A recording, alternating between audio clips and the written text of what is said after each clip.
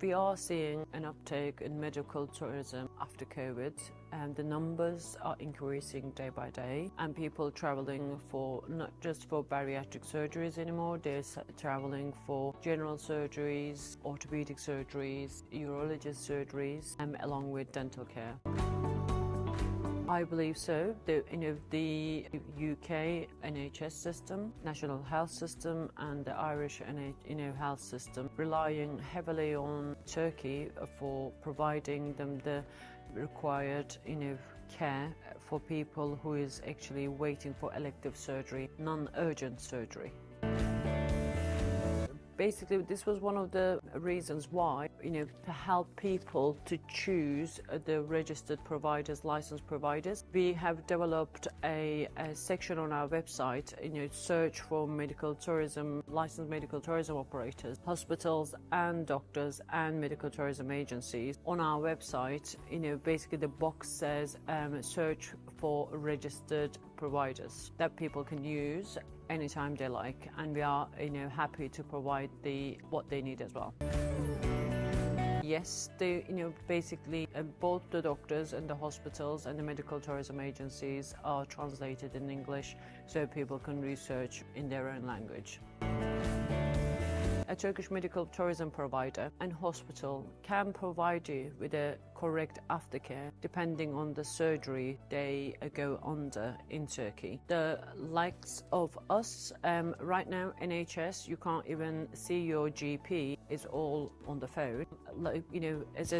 For example, the Health Store Turkey provides the aftercare on a regular basis, because after bariatric surgery we have a dietitian on hand, we have a psychiatrist on hand, and we have the nurse, NHS registered nurse, and we have the surgeon, always approachable and contactable anytime the patient feels the need to. And the planned follow-ups are already in place as it is.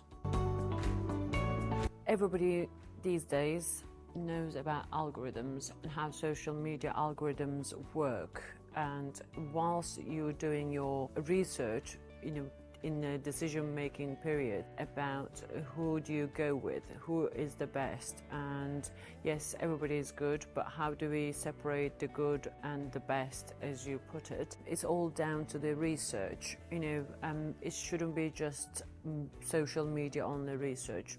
Facebook pages, Instagram accounts, TikTok accounts can pop up and close. You need to check the actual companies behind these pages, the owners of these companies, of the pages. Are they accessible? Is there a registered business behind them? Is there a review section and open to general public on the social media, on Google, and also independent review providers locally as well as internationally, because what they do locally is more important for you, because majority of the patients they look after local Turkish people, and their reviews are valuable too. One of the things that we do is we never ever send a patient home unless we are 100% happy with the recovery, and we know that patients are able to look after themselves when they get home, and they have the support network and have access to our support network within reason. So not leaving Turkey when you're not ready actually kind of eliminates a lot of people going to NHS for any emergency care. But if there is a complication or if we know there is going to be an issue, we rather keep our patients in Turkey and look after them and make sure they only get to go when they're good and ready.